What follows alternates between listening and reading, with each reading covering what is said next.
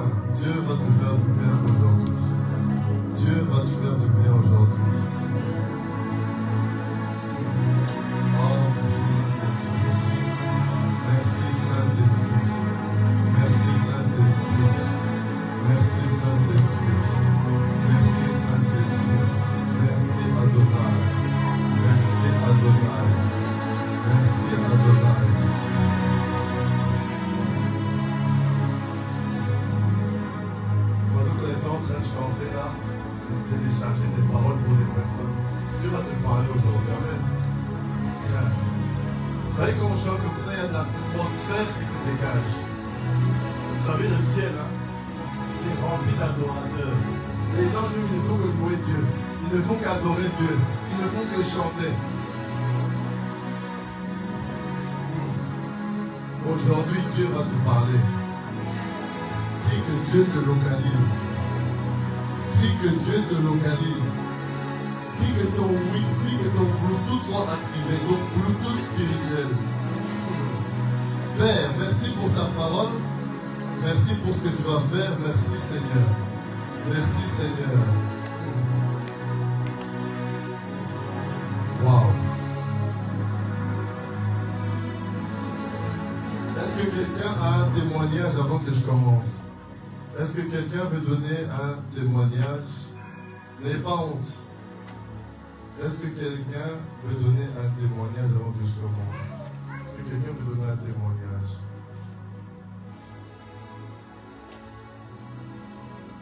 Je crois que venez me voir à la fin. Est-ce que quelqu'un... Il n'y a personne qui a un témoignage? Vous, là, les chrétiens de 2026, il n'y a personne qui a un témoignage. Hein? Vous savez, il est très important de témoigner de ce que Dieu fait. Amen. Parce que ça ouvre le ciel. Ça ouvre le ciel. Terriblement, les amis, vous ne vous rendez pas compte. Dieu aime les témoignages. Je sais qu'il y en a beaucoup qui sont timides, mais je prie au nom de Jésus que ton esprit de timidité la parte loin et ne revienne jamais. Hein? Comme dans le roi lion, part très loin, hein? Et ne revient jamais. Il faut dire à la timidité, la part très loin. Amen. Le Saint-Esprit a de l'humour, vous savez ça? Yes. Vous pensez que le Saint-Esprit c'est un dictateur? Non! C'est pas un dictateur, mon frère Antonio, c'est pas un dictateur. C'est un être rempli d'amour.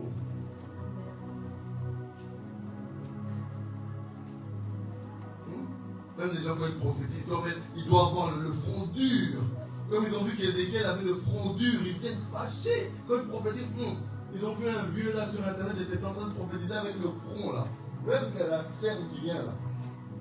Et il faut qu'il va prophétiser comme ça. Sois simple, sois naturel, sois toi-même. Je peux dire à quelqu'un, sois toi-même.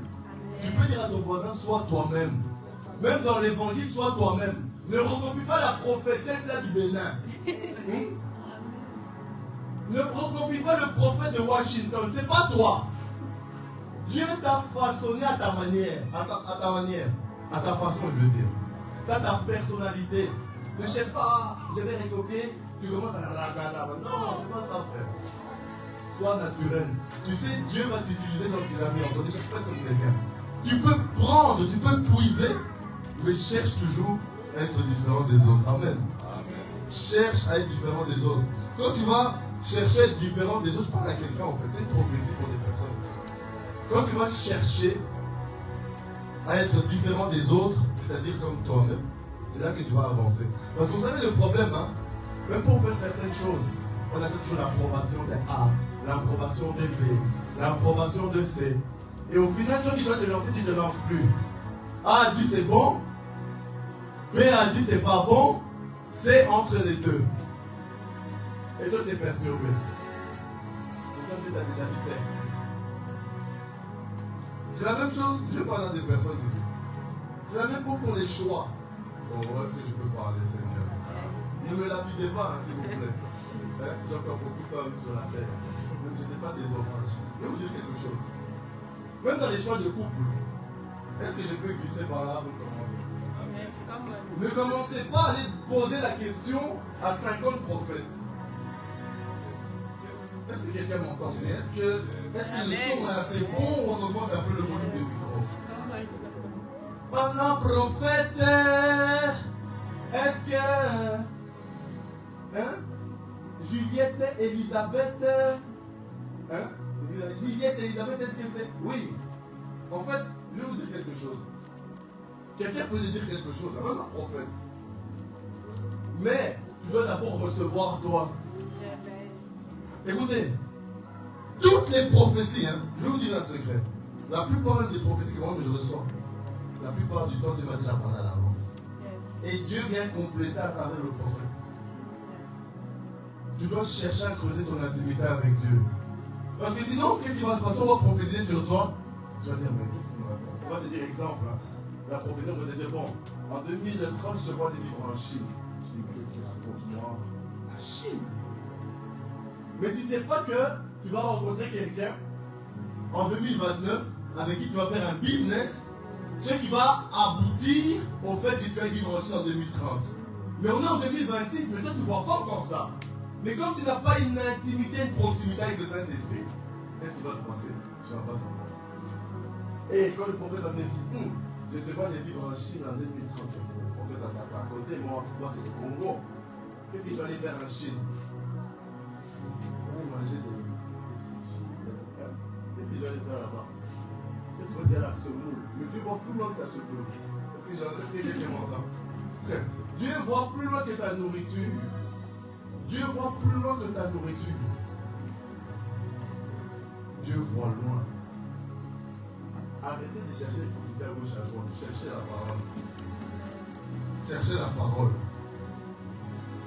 Vous savez, j'étais dans le matin, je me posais beaucoup de questions par rapport à 2-3 choses. Et je priais, puis Dieu m'a conduit vers un passage. J'avais lu plusieurs fois ce passage, mais quand je l'ai relu ce matin, c'était particulier. C'est comme si j'ai même une délivrance au niveau d'un état d'esprit que j'avais par rapport à quelque chose. Vous vous rendez compte? Écoutez, tu es prédicateur, mais la délivrance est tout début. Parce que je suis désolé de parler à quelqu'un. Oh non, moi ça fait 50 ans que je prêche, frère. Je vais continuer la délivrance. La délivrance de l'âme. La délivrance parfois des raisonnements que ton arrière-grand-père t'a légué. Oh non, moi c'est comme ça. Les patates, on les coupe comme ça. Si toi tu les coupes d'une autre manière, c'est un problème. Comment c'est ton raisonnement? Oh, mon arrière-grand-mère m'a dit qu'on préparait les saucisses de telle manière. Si on prépare les saucisses de telle manière, c'est un problème. Vous voyez? Il y a des raisonnements humains parfois qu'on a. On se dit non, c'est normal. Ce n'est pas normal. Il y a des coutumes et des traditions qui sont bonnes et qui sont mauvaises.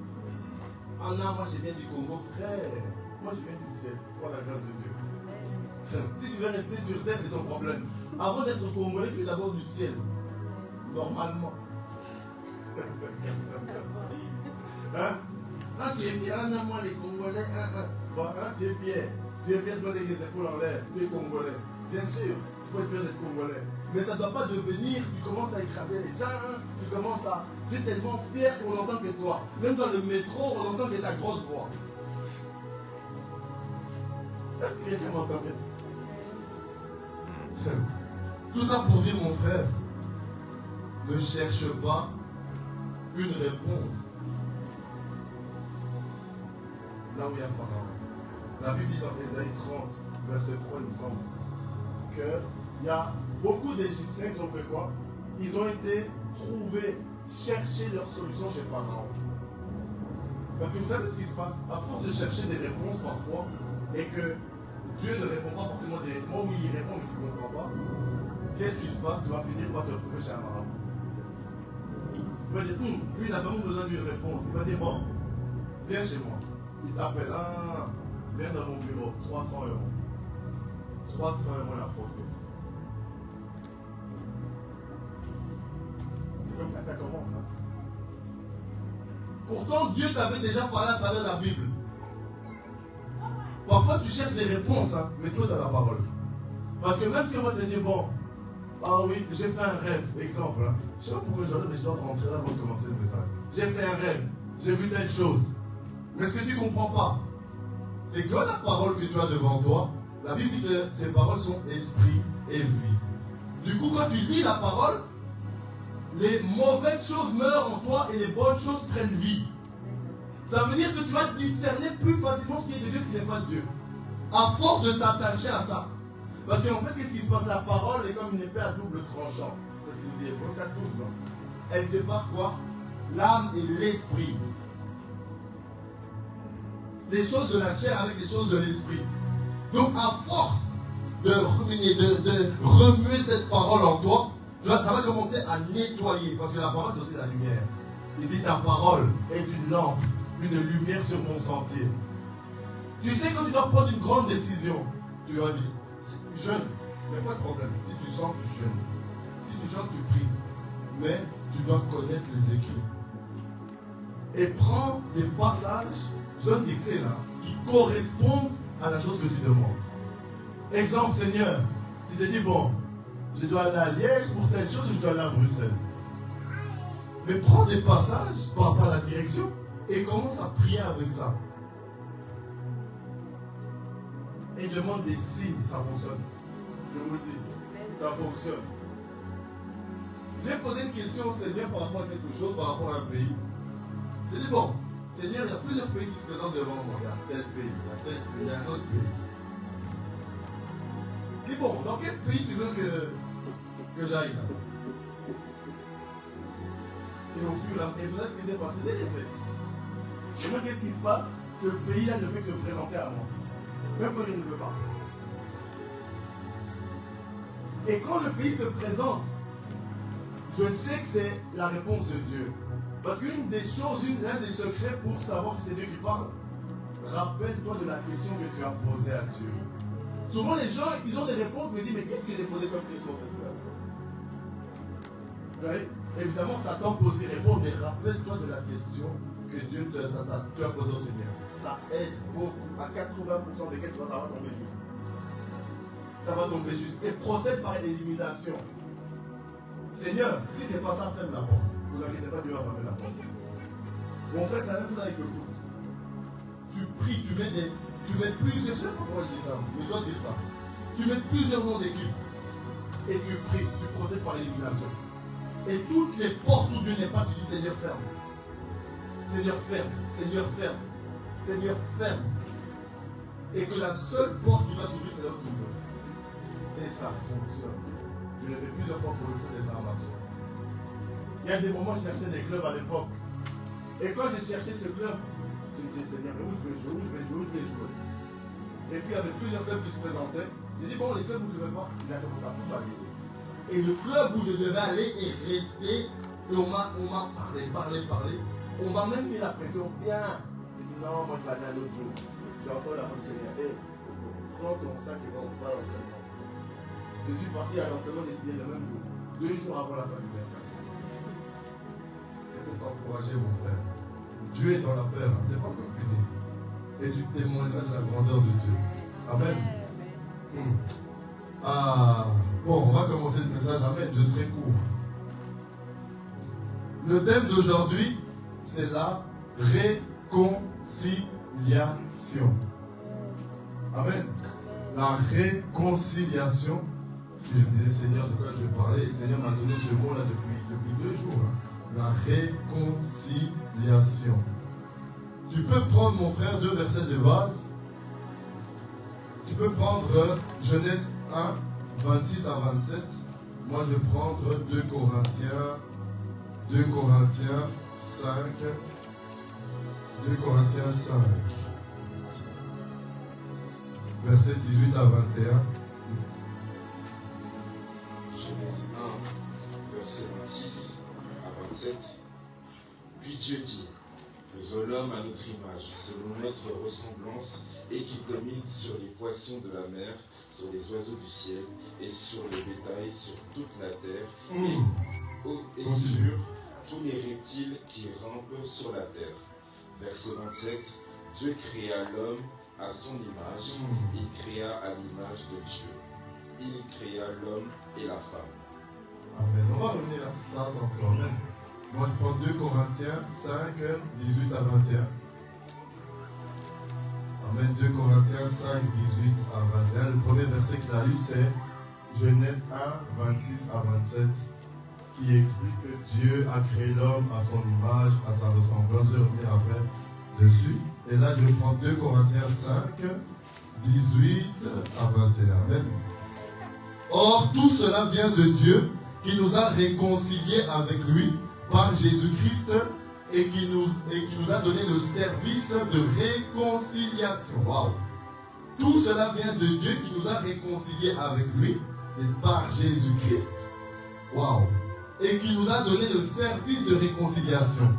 Car Dieu lui-même étant en Christ, réconcilions le monde avec lui-même, en ne leur imputant pas leurs péchés, et il a mis en nous la parole de réconciliation.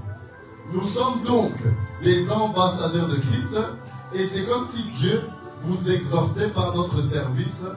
Nous vous supplions donc, pour l'amour de Christ, de vous réconcilier avec Dieu. Amen. Verset 21. Car celui qui n'a pas connu le péché, il a fait devenir péché pour nous, afin que nous devenions justes devant Dieu par lui. Amen. Ces 2 versets de base, après on va continuer. Je vais vous donner la définition biblique, et puis on va prendre la définition française du mot réconciliation.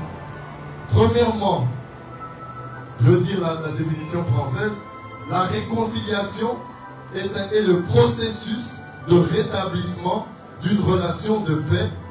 D'une relation. Donc c'est un processus de rétablissement d'une relation de paix et de confiance après un conflit ou une rupture. Elle implique généralement des excuses, le pardon mutuel, donc pas que dans un sens, et une volonté de reconstruire des liens. Je vais lire un peu la définition, c'est fort.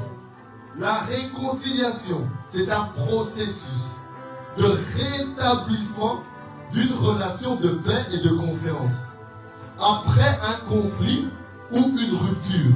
Elle implique généralement des excuses, le pardon mutuel et une volonté de reconstruire des liens. Amen.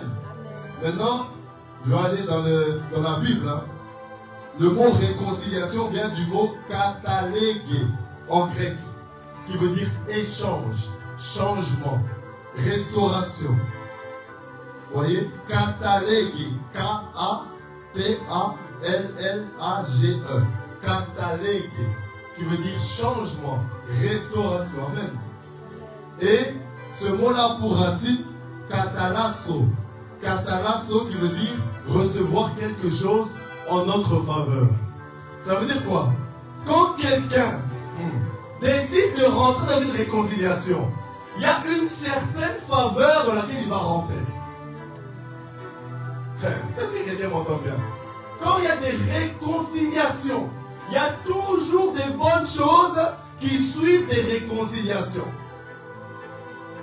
Il y a toujours des choses qui regardent ta défaveur. Parfois tu dis, Seigneur, mon travail est bloqué. Telle chose ne fonctionne pas. Parfois tu dis, va te réconcilier là-bas. Dès que tu fais ça, la situation se débloque. Parfois tu es là, oh Seigneur, qu'est-ce qui m'arrive? J'arrive pas, je ne comprends pas, c'est bloqué. Tu t'es pris la tête avec le frère là-bas, la sœur là-bas. Blocage. Même si la personne ne fait rien, quand le frère ne dit rien, Dieu lui-même voit. Parce que en fait, le fait que vous soyez en conflit, Satan, c'est comme si Satan avait mis un mur à tes bénédictions. Ne vous inquiétez pas, on a tous vécu ça. Moi-même, j'ai vécu ça. Je sais de quoi je parle. Va d'abord, toi la personne là, va d'abord te réconcilier là-bas. Vous blaguez avec Dieu. Parce que les gens, ils se passent beaucoup de choses et puis, ils pensent que, et puis ils ne comprennent pas. J'arrive pas à trouver un appartement. J'arrive pas. Mais la personne à qui tu as fait quelque chose, à qui tu vas demander pardon, Dieu est juste. Hein? Dieu est juste. Ou bien qu'est-ce qui va se passer? Tu vas voir que tu vas moins entendre Dieu que d'habitude. Oh, c'est bien, mais comment ça se fait? Je te sers à l'église, je jeûne, je prie, je lis la Bible, hein?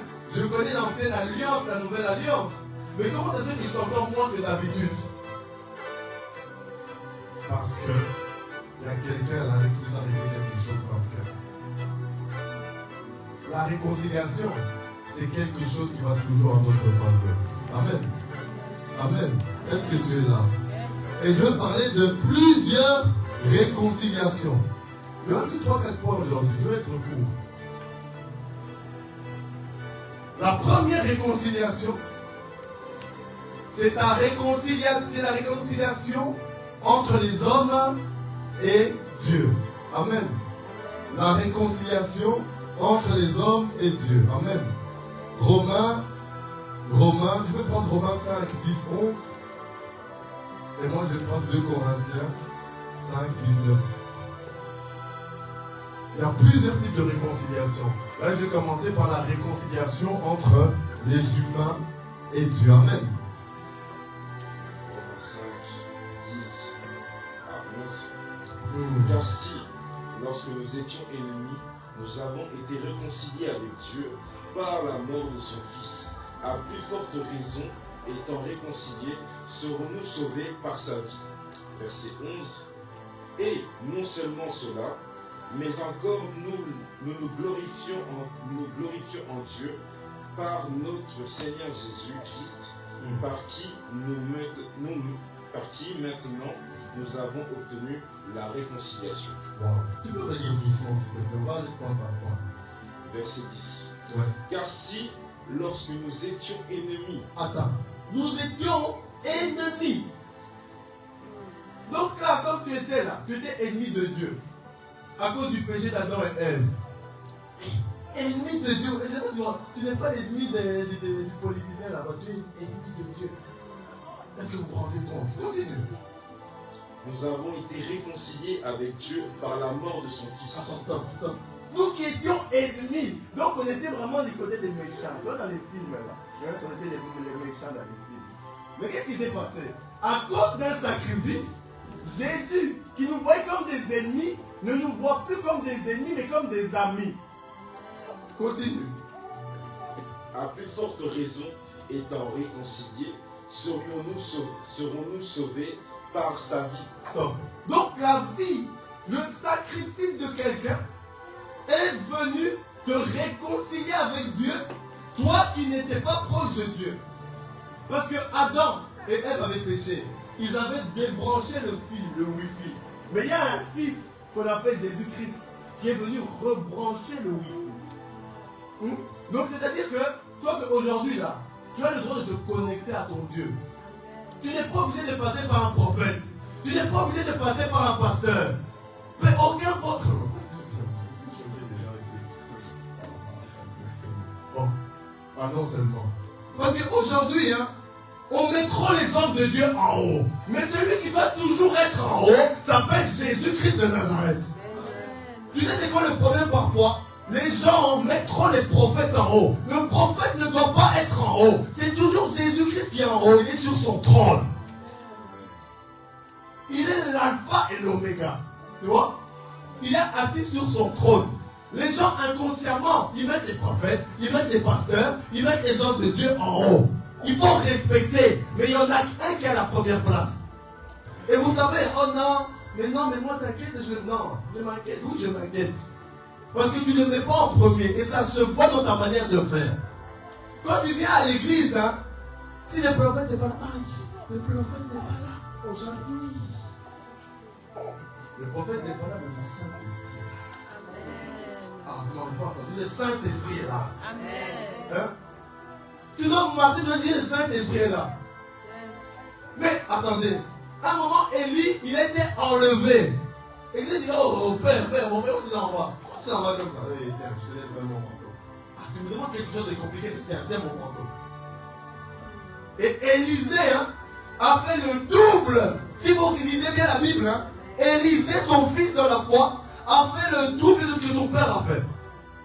Si Élie a fait des grands miracles, Élisée a fait le double.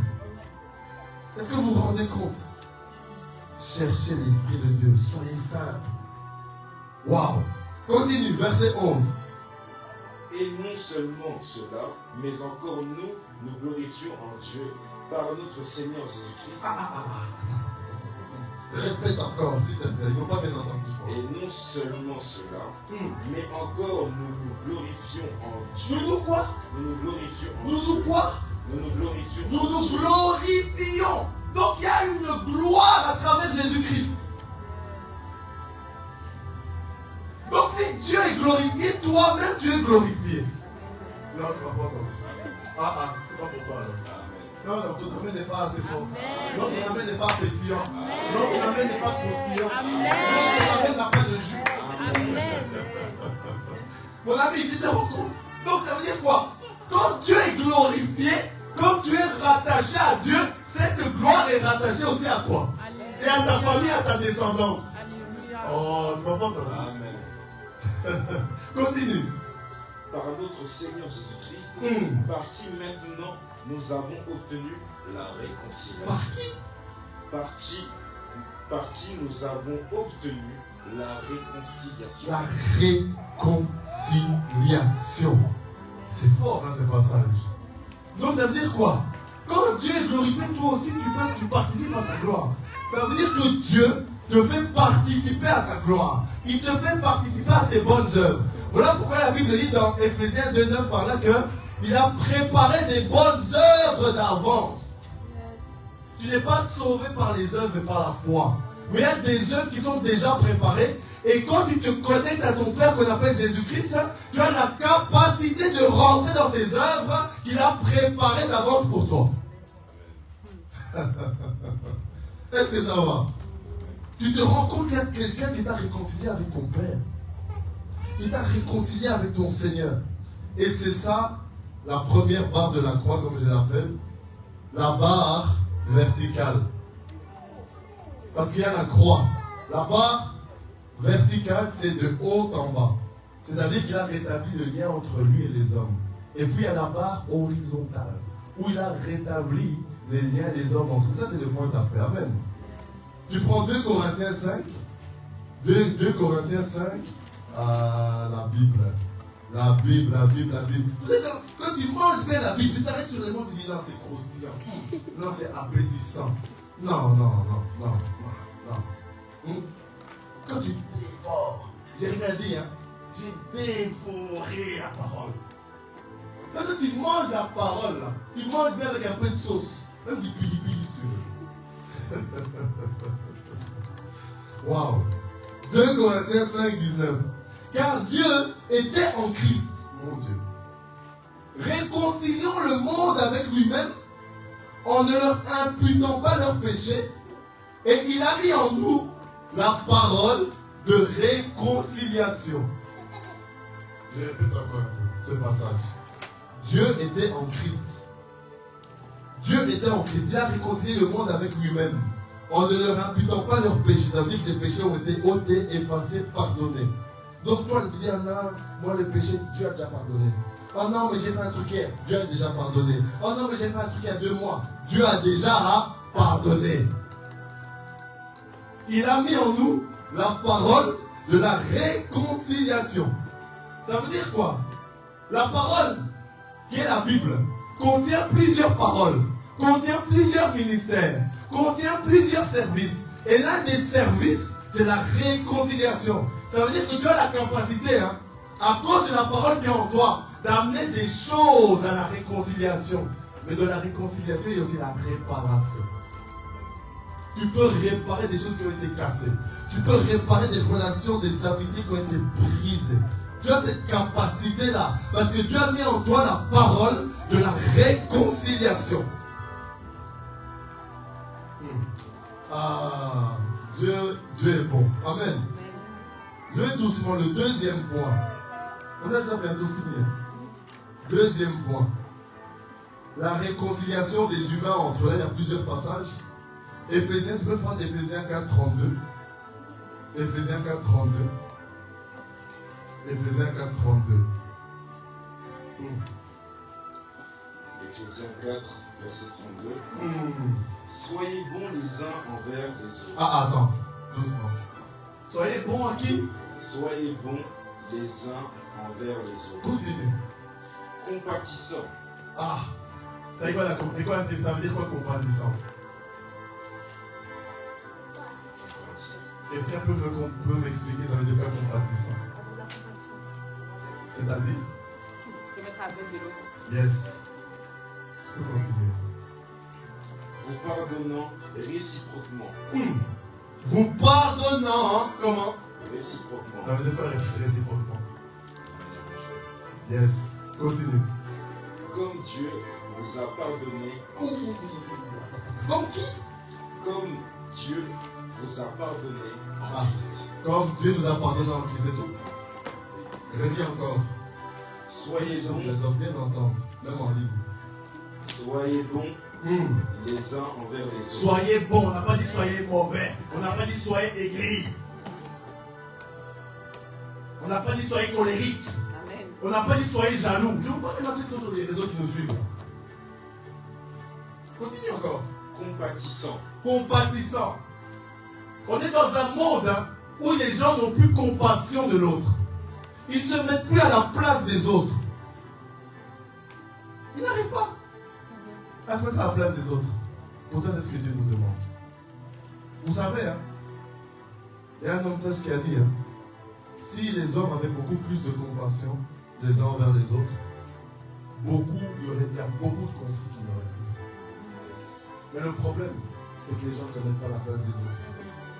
La Bible dit, dans Matthieu, je crois, dans Matthieu 7, 12, je pense, faites aux autres les choses que vous aimeriez qu'on fasse pour vous. Si tu veux que les gens soient compatissants envers toi, d'abord sois compatissant envers les gens. Comment veux-tu que les gens soient compatissants envers toi? Toi-même, tu n'es pas compatissant envers les autres. Ça n'a pas de sens. Aujourd'hui, les gens, ils sont paresseux dans des choses comme ça. Ah non, je vais chercher à être un prophète, frère, je cherche d'abord à être compatissant. Continue. Vous pardonnant réciproquement. Vous pardonnant réciproquement, oui. Comme Dieu vous a pardonné en Christ. Oh, donc, Paul il dit quelque chose de très fort à l'église d'Éphèse. Il dit, Éphésiens, écoutez, déjà soyez bons les uns envers les autres. Oui, vous êtes spirituels. Oui, je voulais parler de l'armure du chrétien, tout ça, c'est bien. Mais soyez compatissants les uns envers les autres. Soyez bons les uns envers les autres. C'est pourquoi Paul dit ça. Parce qu'il sait que quand on est bons les uns envers les autres, ça nous donne de la force, ça nous donne du courage. Et Satan aura beaucoup plus de mal à nous atteindre parce qu'on est bons les uns envers les autres. Et puis il a dit quoi? Pardonnez-vous réciproquement. Et il parle de Dieu, comme Dieu vous a pardonné. Ça veut dire quoi? Ça veut dire quoi? Si tu ne pardonnes pas, Dieu aussi ne va pas te pardonner. Je vous dis. Si Dieu, si tu ne pardonnes pas les autres, Dieu ne te pardonnera pas. Tu peux prophétiser avec des détails, tu vois même la fourmi qui a là-bas là-haut. Mais frère, si tu ne pardonnes pas les autres, Dieu ne va pas te pardonner. C'est comme ça. C'est une équation, c'est pas moi qui ai choisi, c'est Dieu. Si tu ne pardonnes pas Joseph, qui a volé ta chikwang, ne t'étonne pas que Dieu ne te pardonne pas non plus. Ne t'étonne pas. Ah oui. Laisse Joseph avec la chikwang. S'il faut, je vais même lui payer ça. Laisse le jeton aussi, laisse de grâce, relâche Joseph. Je parle avec quelqu'un là-bas. Relâche-le. Amen. Est-ce que tu es là? Ah. Tu vas prendre Matthieu 5, 23. Matthieu 5, 23, mon frère. Merci pour ton assistance. Matthieu 5, 23. Si donc tu présentes ton offrande à l'autel, et que là tu te souviens que ton frère a quelque chose contre toi, laisse là ton offrande devant l'autel et va d'abord te réconcilier avec ton frère. Répète bien, reviens encore s'il te plaît. Verset 23. Je ne comprends plus t'entendre. Si donc tu présentes ton offrande à l'autel, Yes. et que là tu te souviens que ton frère a quelque chose contre toi, verset 24, laisse là ton offrande devant l'autel. Laisse là ton offrande devant l'autel et va d'abord te réconcilier avec ton frère, puis viens présenter ton offrande. Le passage est très, très compliqué. C'est pourquoi? Vous savez, l'offrande, l'offrande, ça représente ton cœur. On dit offrande, en fait, c'est quelque chose que tu offres. Mais avec, comment dirais-je, avec comme source ton cœur. Ça veut dire que tu es là. Parfois, les gens mettent des offrandes, Dieu n'agrée pas. Tu peux mettre 1 million si Dieu n'agrée pas, tu es 1 million. C'est pas une question de mettre 1 million. C'est une question de mettre ça avec le cœur. Et si tu es en froid avec quelqu'un, ton offrande est 1 million. Si quelqu'un m'entend bien. Parce que c'est pas moi qui le dis, c'est la parole. C'est la parole. Avant, la semaine, quand tu dis, si tu t'es souvenu que non, tu as un conflit avec telle personne, va d'abord régler et après mets. Parce que si tu mets comme ça ne va pas fonctionner. Parce qu'en fait, il faut savoir. Bon, ça, j'avais déjà enseigné avant. Je ne vais pas rentrer dans ça, mais je vais juste dire une chose. Vous savez, derrière l'argent, on va parler d'argent, derrière l'argent, il y a des réalités spirituelles. L'argent a une voie dans le monde spirituel. Ça veut dire que la voie peut être bonne ou mauvaise en direction du Seigneur en fonction de l'état de ton cœur. La voie de l'argent que tu déposes dans le panier des offrandes est bonne ou mauvaise en fonction de l'état de ton cœur.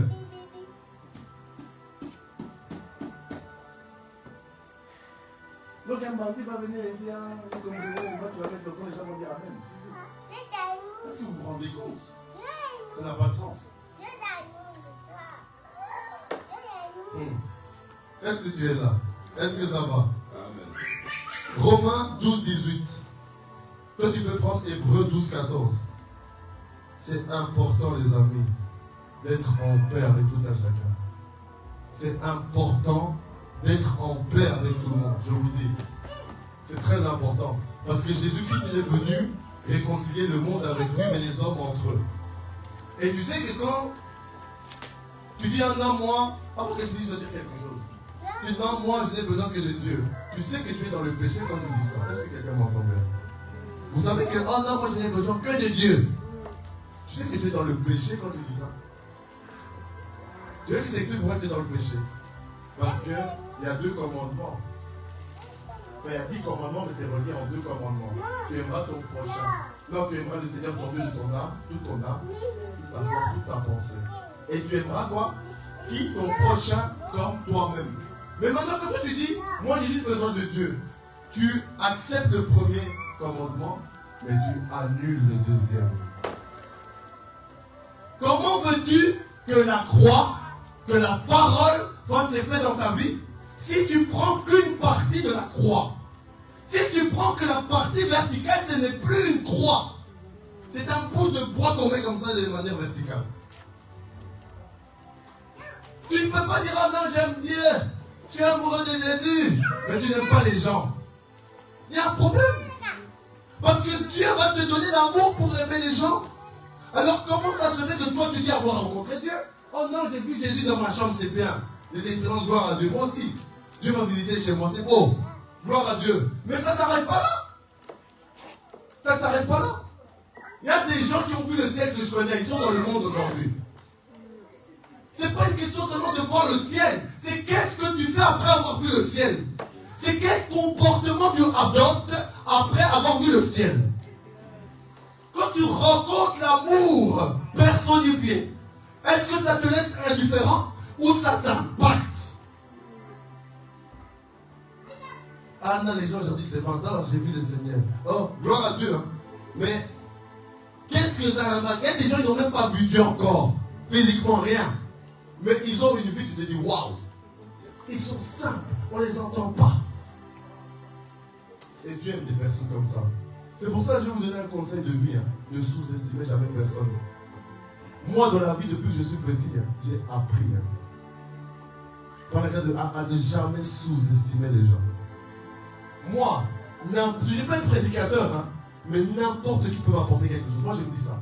Je peux marcher dans la rue, j'ai besoin d'un truc, je sais que la personne est peut-être quelqu'un que Dieu m'envoie pour moi. Pour peut-être une bénédiction. Je vous dis. C'est pour ça, ne sous-estimez pas. Ne rentrez pas à des endroits, même si tu as beaucoup d'argent, restez calme. Vous ne savez pas qui est devant vous. Peut-être la personne qui est à côté de toi aura une meilleure histoire que toi. Peut-être que toi tu seras millionnaire, lui ça sera multimilliardaire, tu ne sais pas. Arrêtez de sous-estimer les gens. Que ce soit à l'école, que ce soit au travail, que ce soit dans ta famille. Je ne sais pas, je parle à des personnes. C'est des prophéties. Arrêtez de sous-estimer les gens. Vous savez, vous pouvez passer à côté d'une bénédiction parce que vous sous-estimez une personne. Seigneur, je cherche un travail. Tu vois une personne à côté de toi, tu la retenue. Mais c'est cette personne-là qui connaît quelqu'un dans ton domaine où tu cherches le boulot.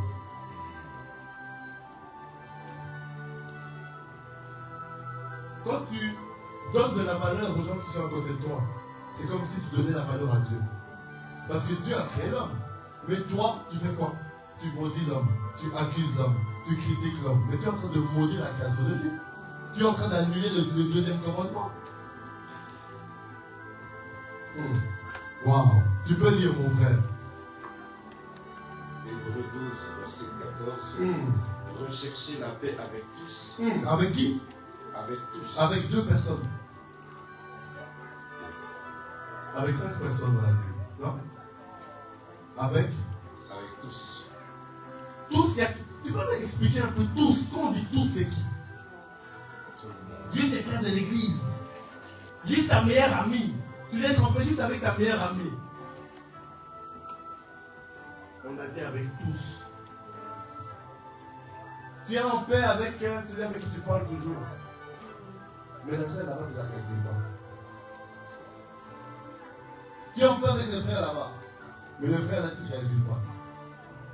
Tu n'es pas en paix avec tout le monde. Recherchez la paix avec tous. Recherchez la paix. Tu peux continuer? Et la sanctification. Wow. Sans laquelle personne ne verra le Seigneur. Ok, c'est très fort ce que nous dit ici les Paul. Et c'est pas Paul qui a écrit ça. Parce que beaucoup de gens disent que c'est Paul, mais ce n'est pas Paul qui a écrit le livre. Je tiens à le préciser. Dans la manière dont le livre d'Hébreux est écrit, c'est comme Paul, mais ce n'est pas Paul qui a écrit ce livre-là. Donc, elle dit, donc, sans rechercher la paix avec tous, et sans la sanctification, personne ne verra le Seigneur. Ça veut dire que le fait d'avoir la paix avec quelqu'un te ramène à la sanctification. Tu ne peux pas te dire, oh moi je me sanctifie, tu n'as pas la paix avec les gens. Ce n'est pas la sanctification. Toi tu vois que Anna, moi je m'abstiens de la Saint-Imam mariage depuis 10 ans. Oui, gloire à Dieu. Mais la soeur là, tu l'as injuriée hier dans ta chambre avec ton frère. Tu n'es pas dans la sanctification. Est-ce que quelqu'un m'entend bien? Non, parce qu'aujourd'hui, les gens pensent que, oh non, moi c'est bon, je n'ai pas de la Saint-Imam mariage, c'est bon, autour de la sanctification. La sanctification c'est vaste. Tu parles derrière le dos des gens, tu n'es pas dans la sanctification. Tu mens, tu n'es pas dans la sanctification. Tu escroques, tu n'es pas dans la sanctification. Tu arrives en retard au culte, tu n'es pas dans la sanctification. Est-ce que quelqu'un m'entend? Tu manges des dourous matin, midi, soir. Tu n'es pas dans la sanctification. Tu es accro au foufou, tu n'es pas dans la sanctification. Tu sais pourquoi? Oh non, mais qu'est-ce qu'il y a contre le foufou? Écoutez-moi, je vous le dis. C'est pas que j'ai quelque chose contre le foufou. Ce sont des choses qui alourdissent spirituellement. Bon, si vous ne croyez pas, faites un essai ce soir. Préparez un bon foufou et mangez ça à 23h. Après, cherchez à prier. Vous allez voir ce qui va se passer. Mais oui, on mange des choses lourdes. On mange de la malbouffe. Matin, midi, soir. On s'étonne, oh non, mais Seigneur, pourquoi je suis tombé malade? Mais tu manges que des snacks matin, midi, soir. Comment veux-tu? Il y a des gens qui mangent des fruits, des légumes. Toi, c'est toujours viande, snack, viande, kefta. Mes frères.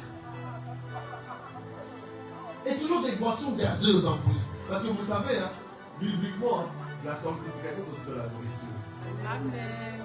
Vous savez qu'à l'époque d'Adam et Ève, ils mangeaient pas de viande. Ils mangeaient des fruits et des légumes. Mais qu'est-ce qui s'est passé? À cause quand le péché est entré, dégâts. Hein? Premier dégât, c'est que Dieu a dû tuer un animal pour couvrir Adam et Ève. Parce qu'ils étaient nus. Et je me dis, comment si tu es les animaux, on va les manger?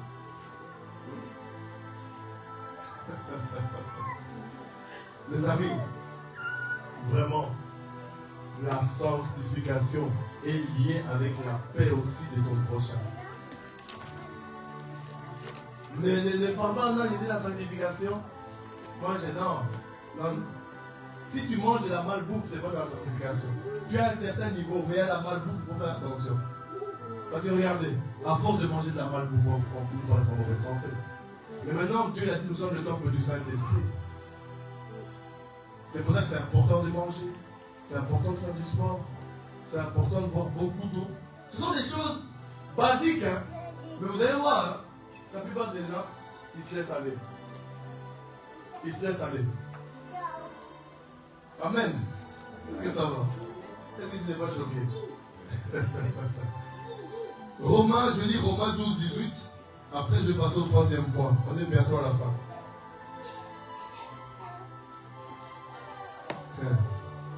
Au troisième point, je vais mettre un quatrième point bonus.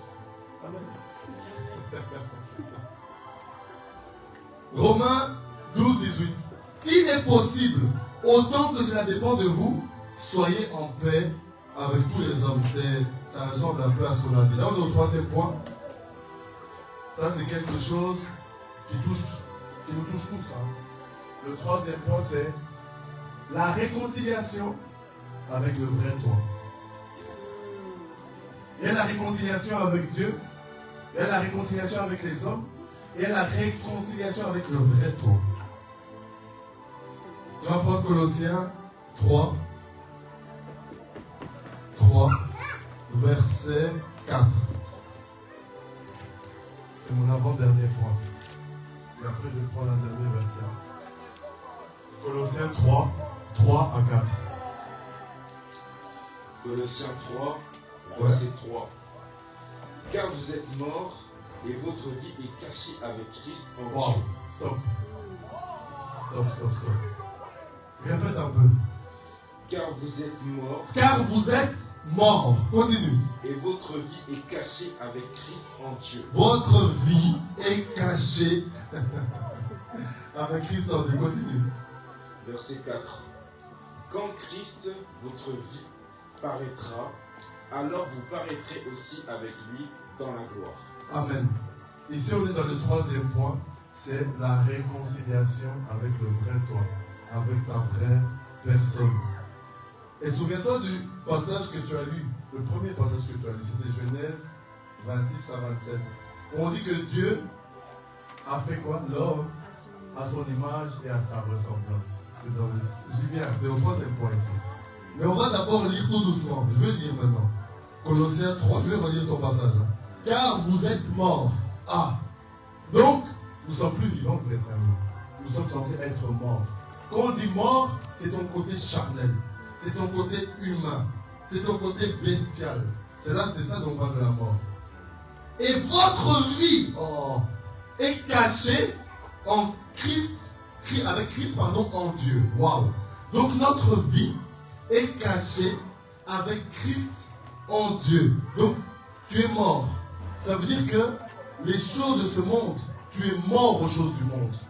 Les choses du monde, limite te dégoûtent tes cœurs. Parce que ta vie mondaine est morte pour laisser place à ta vie spirituelle. C'est ça que ça veut dire ici.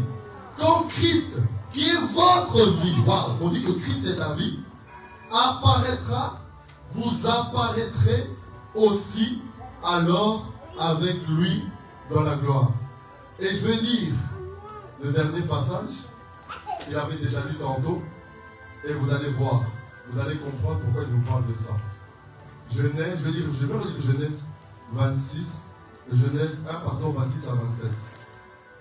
Genèse 1, 26 à 27. Puis Dieu dit, faisons l'homme à notre image, selon notre ressemblance, et qu'il domine sur les poissons de la mer, les oiseaux du ciel, le bétail, la terre, les reptiles qui rampent sur la terre. Dieu créa l'homme à son image, il le créa à l'image de Dieu, il le créa mâle et femelle. Amen. Ici, le troisième point, c'est tu dois te réconcilier avec ton vrai toi. Ici, Dieu il dit qu'il a créé l'homme à son image et à sa ressemblance. Mais ça, c'était au commencement. Mais qu'est-ce qui se passe? À cause du péché, l'homme n'est plus vraiment à la ressemblance de Dieu comme Dieu le voulait au départ. Et il parle de la ressemblance et de l'image. Le péché, my God, a changé l'image de l'homme.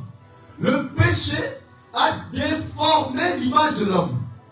Ça veut dire qu'au commencement, tu avais une forme, tu avais une image, tu avais une constitution. Mais à cause du péché, tu es devenu déformé. Voilà pourquoi il dit, Jérémie, descends dans la maison du potier. Pourquoi? Parce que le potier doit te faire retrouver la forme que tu as perdue. Et le monde dans lequel on vit t'a donné une forme. Les hommes t'ont donné une forme. Les femmes t'ont donné une forme. Ta famille t'a donné une forme. À ton travail, on t'a donné une forme. Même tes frères et sœurs de l'église t'ont donné une forme. Mais parfois ce n'est pas ta véritable forme.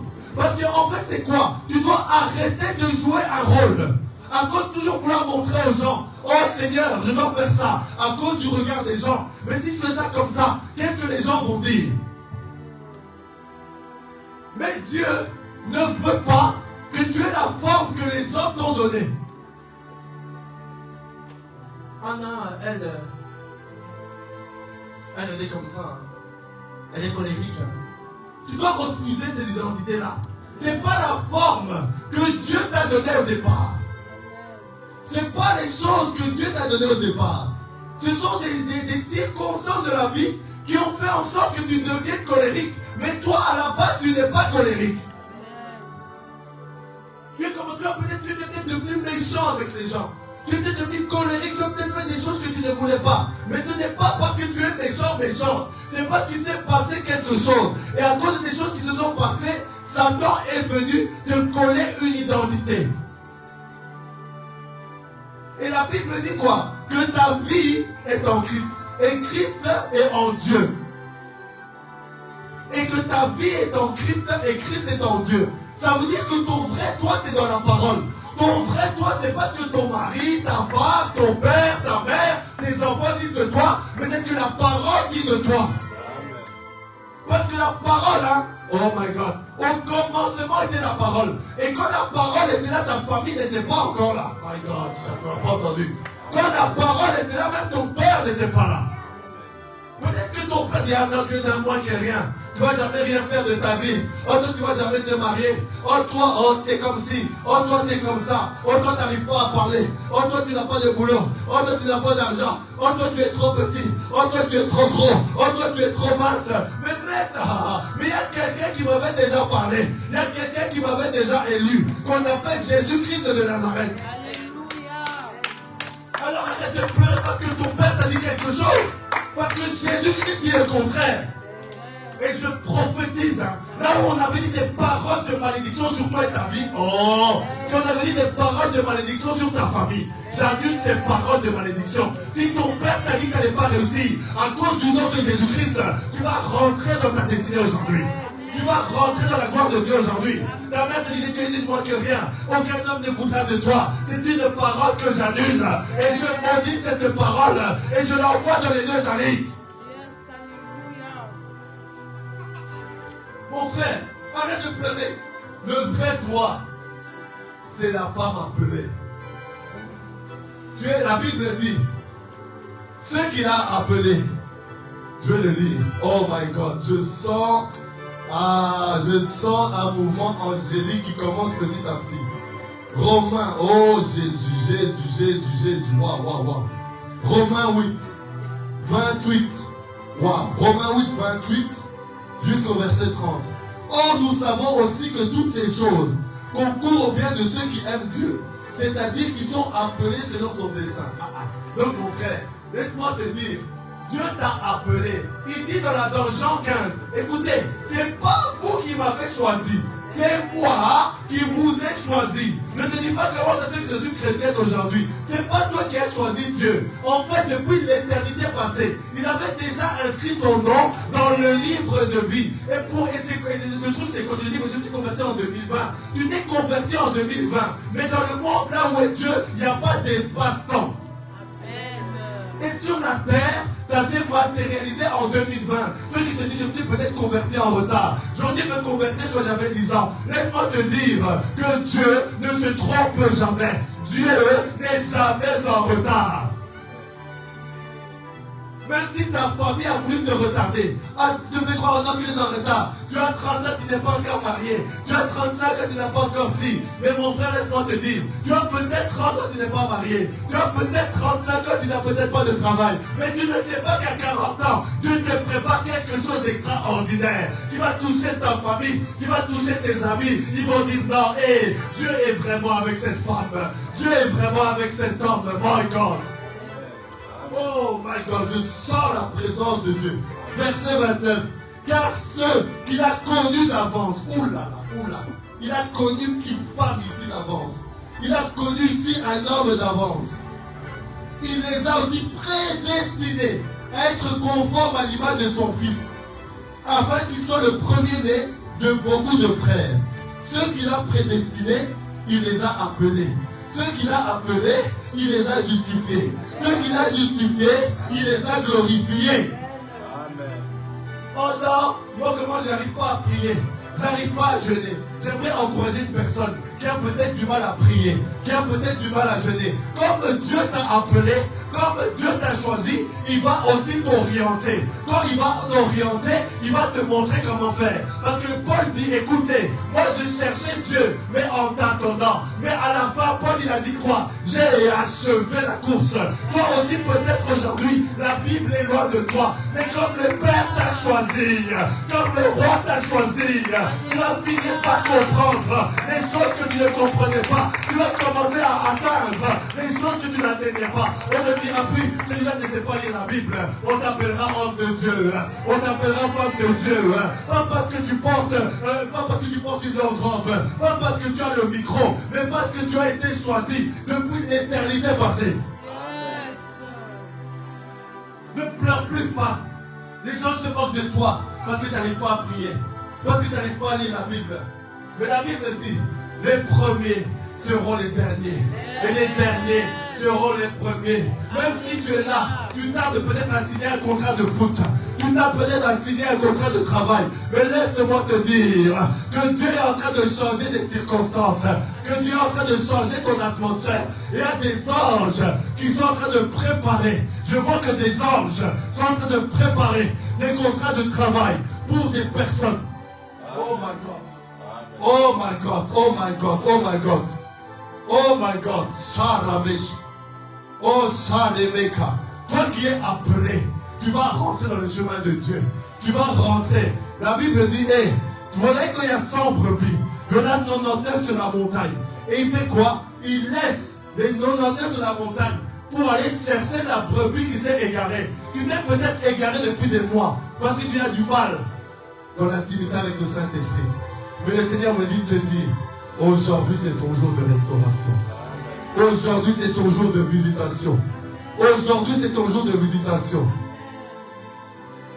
Antonio, viens s'il te plaît. Charabesh. Si, prends-moi 1 Corinthiens 7. Et Yabos. Et Yabos. 1 Corinthiens 10. Non, 1 Corinthiens 7, pardon. 10 à 11. Oh, Sharabish. My Karobosh. My Karebesh. 1 Corinthiens, chapitre 7, versets 10 à 11. À ceux qui sont mariés, J'ordonne non pas moi, mais le Seigneur, que la femme ne se sépare point de son mari. Verset 11. Si elle est séparée, qu'elle demeure sans se marier et qu'elle se réconcilie avec son mari et que le mari ne répudie point sa femme. Répète encore le passage, s'il te plaît. Verset 11. À ceux qui sont mariés, j'ordonne non pas moi, mais le Seigneur. Non pas qui? Non pas moi. Paul il dit ce n'est pas lui, mais c'est le Seigneur. Continue. Mais le Seigneur, que la femme ne se sépare point de son mari. Si elle est séparée, qu'elle demeure sans se marier et qu'elle se réconcilie avec son mari. Et que le mari ne répudie pas point sa femme. Déborah, tu peux venir aussi, s'il te plaît. Bien. Merci Saint-Esprit. Merci Saint-Esprit.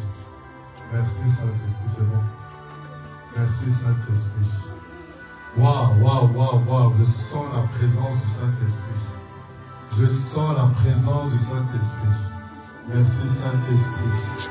Merci Saint-Esprit. Merci Saint-Esprit.